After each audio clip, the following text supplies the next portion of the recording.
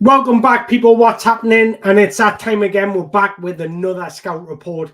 But before we do so, make sure you smash up that like button, hit the subscribe button if you haven't already done so, because boy, have I got a treat for you today. Somebody that's just absolutely burst on the scene this year in Italy, and that is former Real Madrid Academy graduate Nico Paz. In the opening phase of the season, Nico Paz, however you want to pronounce it, has been the talk of the town. He's been absolutely exceptional despite it being his first full season in senior football. So we're going to be looking at his style of play, breaking down exactly how Cesc Fabregas is getting the best out of him, looking at his strengths, and if there is any room for improvements. So as I mentioned just earlier, Nico Paz came through the Real Madrid Academy, and following in the footsteps of his dad, who was a professional footballer himself.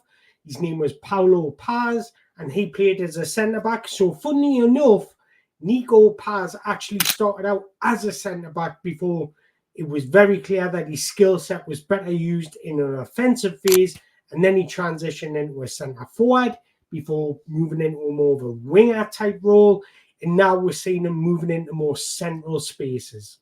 So as you can see on the screen there, the positional flexibility that Nico Paz offers. But at Como, at the minute, he has played every single game, every single minute as an attacking midfielder. At Real Madrid, especially in those later years, he was more used as a number 8 as opposed to a number 10 because he played in a formation where it was a 4-1-2-3, and he was part on the right-hand side of the two in a more of a number 8 role. But definitely at Como, he's been used as a more number 10 role. Nico Paz stands at 6'1". He's got unique attributes for a tall player. He's comfortable with the ball at his feet. He's got impressive athleticism. He's sharp, quick thinking. He's good footwork in tight areas. And he's dynamic and direct in open spaces. He's technically a beautiful footballer. He's elegant style. He's got a finesse left foot. He is left-footed, by the way. And he really caresses the ball when he's dribbling. His height and being left-footed and playing in a number 10 role, he kind of plays the role of a Cole Palmer. He's very elusive. He can go on the inside and outside of players. He moves the ball into yards of space before looking to pick out a pass. He's very creative in everything he does. For me, I really like him in the number 10 role. And it's important to look at how Cesc Fabregas sets up his team because it's important to understand the role that he's playing. So Fabregas has set Como up in a 4-2-3-1 formation, and he's part that central in the front three. He's almost given a free role in terms of where he can position himself on the pitch, very much in that final third on the left-hand side. The reason it's on the left-hand side is because their right midfielder tends to invert a lot and come centrally. So he just gives them that room by drifting out over to the left. But it also allows them to connect with the left winger. Where it differs from Real Madrid days is Real Madrid, he was more on the right-hand side, using the right inside channels to be expressive. So he has adapted his game slightly when moving to Como. And as you can imagine, as we've seen a lot in the Real Madrid Academy, when he's over on the right-hand side or looking to exploit the right-hand channels, he tends to cut inside on his favourite left foot. But as on the left-hand side, it gives him more freedom to go on the outside as well as the inside. The position he played when he was at the Real Madrid Academy was kind of more of a Valverde type style. He has adapted his game now. Has it worked out? Is it working out for the best? Well, at Como so far this season, he's top for assists, top for successful dribbles, second for key passes.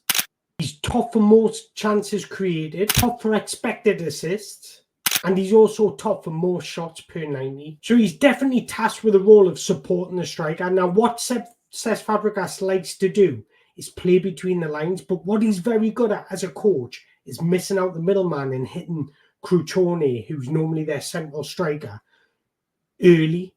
And then what he wants to do is get Nico Paz running off him, and that's exactly how he's shining at the minute because he's given that freedom just to express himself and use a manipulation of space to punish the opposition. So let's talk about his awareness. Now, Nico Paz is not blessed with electric pace.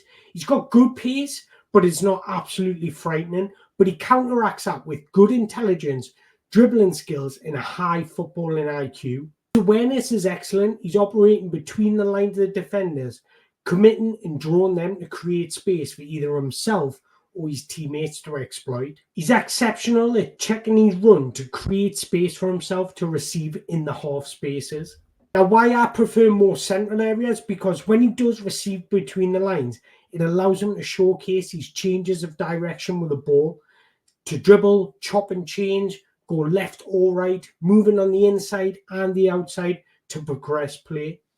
This allows him to progress play in many different ways, but it also opens up multiple passing angles. When he receives out wide, because he's very much left-footed, he's constantly coming in on the inside, and this limits him to progress and play just in one way. So what I'm trying to say is, when he's playing as a number 10, he doesn't just have the ability to go past players with dribbling instincts, but he's also got the ability to change his direction to create more opportunities to penetrate and break through the lines. Because of his exceptional vision and high football IQ, when playing as a 10, he's also shown the ability to connect with the front line.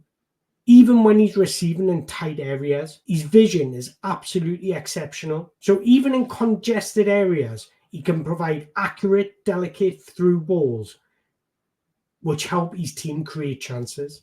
At Como, Cesc Fabregas wants his team to create chances through deep runners, looking to exploit space that Crotone opens up when he drops deeper. Now, this is where Nico Paz becomes particularly effective, especially in both half spaces. From the right half space, and look to dink or bend balls inwards. From the right half space, this is where you use more of a ground passes to break through the lines. Now, he's so good at catching defenders out by playing first time or second time on his first touch or his second touch. And he does this because he's got exceptional awareness off the ball when his team's got possession. Firstly, he assesses space to move into, and then he assesses his teammates' movements, and then he receives a ball and he's able to break down the opposition. He's very good at it. Nico Paz's technical qualities are outstanding, and he really stands out for his passing. When linking up play in midfield, he shows wonderful poise and elegance, almost caressing the ball to make passes. And with consistency of the weight of detail on his passes, it puts him up there with the very best of the game. What I like about his passing and his weight of detail, you'll always find the foot of the teammate that helps him continue progressing the play of the pitch, or you move the ball into space just beautifully for runners to run onto. Because he does this so well, it just continues the momentum of the attacks. So when his team are building up from the back, you'll often see Nico Paz just floating around the final third, this just looking for space to receive the ball. And from there, he can drive centrally, he can shoot, he's got a wonderful range on his shooting distance. He can slide runners in behind. He's penetrating of space between the opposition centre-back and full-back. These types of passes in central areas, breaking the last line, have been a valuable asset to Como and a valuable asset of why he stands out on the football pitch. Nico Paz is not just a passing expert, he's also brilliant and mastered the dribbling art. He's literally an artist on the football pitch. But now that we've touched on his passing, let's look at his dribbling. Technique-wise, Nico Paz is unbelievable. His first touch is glorious, caressing the ball into space, moving it away from the press. Before we touch on his dribbling, there is one aspect of his dribbling that I would like to see more of, just the use of his body. The ability to shield the ball with his body. This is an area where Nico Paz can develop. But once he gets into range of motion, it's beautiful. He'll look to commit defenders through dribbles. He tends to force them back rather than progressing beyond them. This is quite similar to what Cole Palmer does. As soon as an opponent engages, you look to shift the ball onto his left foot to cross or shoot, normally working inwards. The reason why I like him in central areas is because when he's out wide on the right, he's only got one dimension, that's to cut inside, and that just limits exactly what he can do on the dribble. But where in central areas, his dribbles he's able to chop and change his direction much more purposefully. It just helps him consistently beat opponents. Under pressure or in tight situations, Nico Paz dribbles with excellent balance and wonderful close control. Now, Nico Paz might not have the composure and substance as some dribblers, but what I like about him is how direct he is. He's not afraid to drop slightly deeper, receive the ball before penetrating into the thirds. There's a reason why he's averaging 4.67 carries into the final third. That puts him in the top 1 percentile for midfielders across Europe. Now, he's also sitting in the top 10 percentile for progressive carrying distance, total carrying distance, successful take-ons. That just goes to show the ability to glide past opponents. There's a reason why he's averaging more dribbles than passes in the final third. That's because he's got exceptional vision, exceptional close control, and the ability to manipulate opponents. He's got so much clarity when he's on the ball, and that's what I like about him. His football IQ is exceptional. Because of his spatial awareness and timing of his touches, he's able to dribble past many opponents. Like I mentioned earlier, he's extremely direct, and this makes him really dangerous in the final third. This is where his playmaking skills come into fruition. His vision, his way to pass.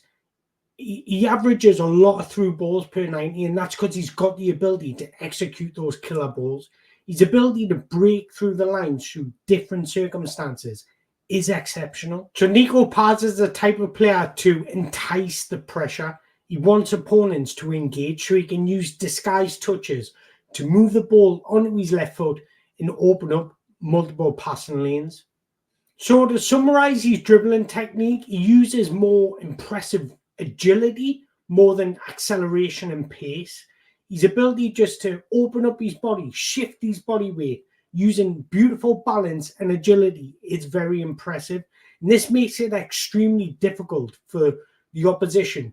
So this impressive agility and the ability to shift both the ball and his body weight helps create crossing and passing opportunities, but also helps assist him in one-on-one attacking sequences in general. So Nico Paz is really a strong dribbler. He can break lines with his ball carrying. Now, as he got older and really went up the ladder at Real Madrid's academy, but also being exposed to senior football, his goal threat is really improved. Nico Paz is really a threat from all areas, whether that be long distance, mid-range distance, or short distance. And I particularly like the technique that he's developed. Many of his shooting opportunities in open play come from a rapid shift and shoot technique. So let's break that down. It's the ability to quickly move the ball across his body in the opposite direction where the press or the opponent is before he wraps the ball in the opposite corner. These sorts of disguised touches help him open up additional shooting opportunities. Because his accuracy is so well developed, he tends to use this over power, uses placement over power. But what I like about him the most is how quickly he shoots. So the speed in which he shoots offers defenders and goalkeepers little time to adjust. And what I like about him the most in dangerous areas, he very rarely overplays. So the combination and conviction in front of goal is really impressive. Now, what I think he'll be very good at because of his technical ability and his ability to shoot from different angles, and he's just got a glorious ball striking ability, is becoming a box crasher. Just arrive in the box extremely late, similar to what Frank Lampard used to do with Chelsea. I think if he adds that to his game, it's just going to put him on a different level. So what's he like out of possession? Well, he presses with real good intelligence and aggression. He works hard for his team, and there's a reason why he's sitting in the top 1 percentile for tackles won, dribblers tackled. He's sitting in the top 5 percentile for interceptions and blocks. And tackles and interceptions combined, he's sitting in the 94 percentile. These are really impressive numbers for an attacking midfielder. So when he's higher up the pitch and looking to start that initial press, he'll jump out the midfield line and force the ball outwards. This just moves the ball away from danger. Now, where he does have to improve in the defensive side of the game is his positional sense. And this is something that worried us when I seen him progress through the ranks at Real Madrid. He never really quite nailed on a starting position. So he never really understood the discipline in his positional sense. So hopefully now at Como, he can develop that number 10 role and make it his own. Obviously, there's going to be times where he is used as a number 8 or a wide midfielder, but if he can continually play as a number 10 for the majority of his career, you'll become even more disciplined and positionally alert in the defensive side of the game. There you have it, guys. There is the end of the episode, and I hope you've enjoyed this episode. If you have, don't forget to hit that like button, hit that subscribe button if you haven't already done so to support this channel. And once again, I just want to say I appreciate your time. Any feedback, let us know in the comments. Thank you very much.